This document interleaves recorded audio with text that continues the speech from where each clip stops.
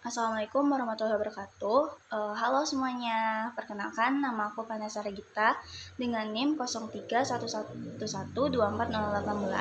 yang dimana pada kesempatan kali ini tuh aku akan mempresentasikan materi yang berjudul perubahan akuntansi dan analisis kesalahan, yang dimana video ini tuh aku buat untuk memenuhi tugas akhir pada mata kuliah akuntansi keuangan 2. Nah, jadi kita akan langsung aja masuk ke dalam pembahasannya.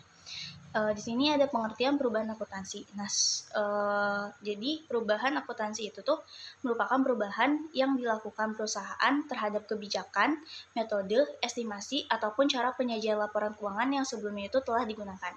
Nah, perubahan ini tuh bukan berarti perusahaan tuh melakukan kesalahan, justru perubahan ini tuh dilakukan agar laporan keuangannya itu menjadi lebih relevan, lebih andal, dan sesuai dengan kondisi perusahaan maupun standar akuntansi yang berlaku. Nah, secara umum sendiri, perubahan akuntansi itu dibagi menjadi 3 jenis, yaitu ada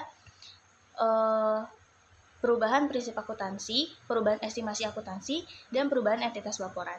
Nah, di sini aku bakal langsung aja jelasin ya. Pertama, yaitu adalah perubahan prinsip akuntansi. Yang dimana ini tuh terjadi ketika perusahaan itu tuh mengganti metode akuntansi yang sebelumnya itu digunakan dengan metode lain yang diperbolehkan oleh standar akuntansi. Nah, contohnya itu adalah perubahan metode penilaian persediaan yang misalnya awalnya itu menggunakan metode FIFO, terus mengganti menjadi metode average atau rata-rata. Atau juga perubahan metode penyusutan aset tetap yang tadinya itu menggunakan metode garis lurus menjadi metode saldo menurun. Nah, perubahan ini tuh biasanya dilakukan karena metode yang baru itu tuh dianggap lebih mampu memberikan informasi yang lebih akurat dan lebih mencerminkan kondisi perusahaan tersebut. Namun, perubahan prinsip akuntansi itu tuh tidak boleh dilakukan secara sembarangan, karena perusahaan itu tuh harus memiliki alasan yang sangat jelas dan mengungkapkan perubahan tersebut tuh di dalam sebuah laporan keuangan. Lalu next itu ada perubahan estimasi akuntansi, yang dimana dalam akuntansi itu terdapat beberapa akun nih yang nilainya itu tidak dapat diketahui secara pasti, sehingga itu harus diperkirakan atau diestimasi. Nah, seiring berjalannya waktu, perusahaan itu tuh bisa memperoleh informasi baru yang menyebabkan estimasi itu estimasi awal tuh jadi berubah. Nah, misalnya perubahan umur manfaat aset tetap, perubahan nilai residu aset, ataupun perubahan estimasi piutang yang tidak dapat ditagih. Nah, berbeda dengan perubahan prinsip akuntansi, perubahan estimasi itu tidak diterapkan pada periode sebelumnya. Nah, dampaknya hanya akan diakui pada periode berjalan dan periode berikutnya apabila masih berpengaruh. Nah, jadi dengan demikian laporan keuangan tuh tetap mencerminkan kondisi terbaru yang dimiliki oleh si perusahaan ini. Lalu selanjutnya ada perubahan entitas pelaporan. Nah, perubahan ini tuh terjadi ketika perusahaan itu mengubah susunan atau cakupan entitas yang disajikan dalam sebuah laporan keuangan. Nah, misalnya itu karena adanya merger, akuisisi, pembentukan anak perusahaan baru, atau perubahan struktur grup perusahaan. Nah, akibat perusahaan tersebut, laporan keuangan itu harus disusun kembali agar data yang disajikan itu tetap dapat dibandingkan antar periode. Tujuannya supaya pengguna laporan keuangan itu tetap memperoleh informasi yang konsisten dan mudah difahami. Lalu selanjutnya itu ada dampak perubahan akuntansi, yang dimana perubahan akuntansi sendiri itu memiliki beberapa dampak penting terhadap laporan keuangan. Yang pertama itu adalah laba bersih itu dapat berubah karena perubahan metode atau estimasi itu dapat mempengaruhi besarnya beban dan pendapatan yang diakui. Lalu yang kedua itu ada nilai aset dan beban juga itu akan ikut berubah. Misalnya akibat perubahan metode penyusutan yang mempengaruhi nilai buku aset dan beban penyusutan. Lalu yang ketiga itu ada yang dimana perubahan ini juga mempengaruhi penyajian laporan keuangan secara keseluruhan, sehingga wajib dijelaskan secara transparan dalam catatan atas laporan keuangan atau CLK agar si pengguna laporan itu dapat memahami penyebab dan dampaknya yang terjadi. Di sini aku langsung masuk aja ke contoh studi kasus. Di sini ada PT Butterfly yang dimana pada tanggal 1 Januari 2022 itu membeli mesin seharga 120 juta, terus nilai residunya itu diperkirakan 20 juta dan umur ekonomisnya itu 5 tahun. Terus metode penyusutan yang digunakan itu menggunakan garis lurus.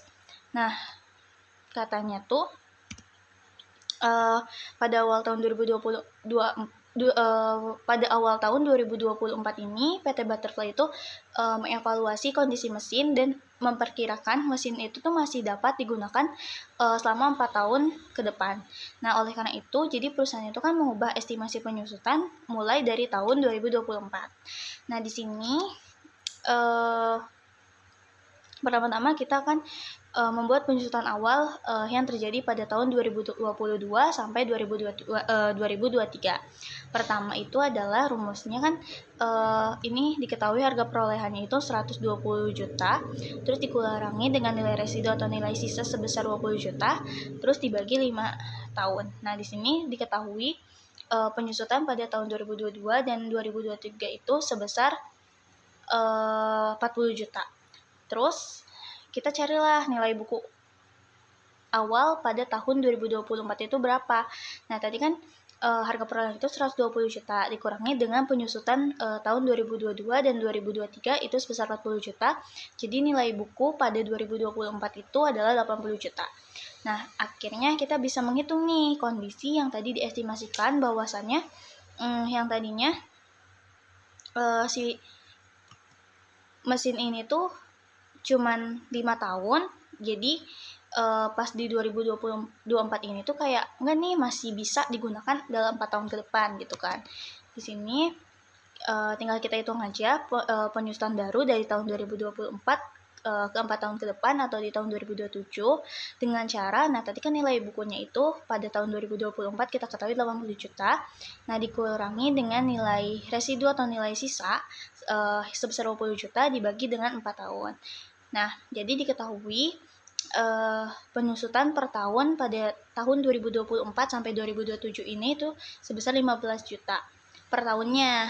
Nah, jadi perubahan estimasi ini tuh berlaku prospektif dan tidak mempengaruhi laporan sebelumnya. Terus di sini itu ada jurnal penyusutannya. Pada tahun 2022 hingga 2023 itu dicatat sebagai beban penyusutan mesin pada akumulasi penyusutan mesin sebesar 20 juta, sedangkan pada tahun 2024 hingga 2027 itu dicatatnya M sama beban penyusutan mesin pada akumulasi penyusutan mesin, tetapi dicatatnya sebesar 15 juta. Lalu selanjutnya ada kesimpulan terhadap PT Butterfly ini, yang dimana penyusutan aset itu berubah mulai tahun 2024 menjadi 15 juta yang tadinya itu 20 juta setelah dilakukan perubahan estimasi umur ekonomis yaitu menjadi 4 tahun. Perubahan estimasi itu tidak mengubah laporan keuangan pada tahun-tahun sebelumnya yang di tahun 2022 dan 2023 karena ini tuh berlaku hanya untuk periode berjalan ke depan gitu kan. Terus nilai buku aset per awal pada 2024 itu sebesar 80 juta, dan dengan estimasi baru beban penyusutan tahunan itu turun dari yang tadinya 20 juta itu menjadi 15 juta per tahun. Nah, kita lanjut, next itu ada analisis kesalahan, yang dimana ini tuh adalah proses untuk mengidentifikasi dan memperbaiki kesalahan dalam pencatatan atau penyusunan laporan keuangan. Nah, kesalahan ini tuh dapat terjadi karena salah pencatatan, salah perhitungan, salah klasifikasi akun, atau transaksi yang tidak dicatat. Nah, jika tidak diperbaiki, kesalahan ini tuh dapat menyebabkan laporan keuangan tuh menjadi tidak akurat dan menyesatkan si pengguna informasi tersebut. Next, itu ada jenis-jenis kesalahan. Secara umum tuh terdapat beberapa jenis kesalahan dalam akuntansi. Yang pertama itu ada kesalahan pencatatan, yaitu nominal atau akun itu tidak sesuai transaksi. Lalu kesalahan klasifikasi, yaitu akun itu tidak ditempatkan pada pos yang tepat. Lalu yang ketiga itu kesalahan perhitungan, yang dimana itu seperti salah menjumlahkan atau menghitung penyusutan. Lalu ada omission, yaitu transaksi tidak dicatat sama sekali. Nah, semua kesalahan itu harus segera diperbaiki agar laporan keuangan itu kembali mencerminkan kondisi yang sebenarnya.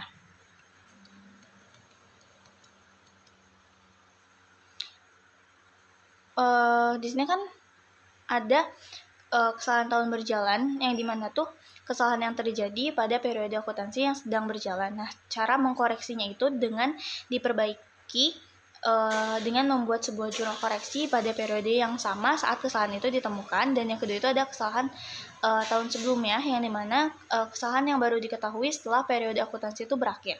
Cara koreksinya itu diperbaiki melalui penyesuaian saldo laba awal atau retained earning pada periode berjalan. Next, di sini itu ada contoh studi kasus pada PTSI ya, yang dimana pada tanggal 10 Mei 2024, PTSI ini tuh membeli sebuah perlengkapan kantor sebesar 12 juta secara tunai, namun bagian akuntansi itu salah mencatat malah menjadi 21 juta. Nah, kesalahan itu baru diketahui pada akhir tahun. Nah, pertama kita membuat koreksi kesalahannya terlebih dahulu, di mana kita ketahui ada pencatatan yang salah nih ya.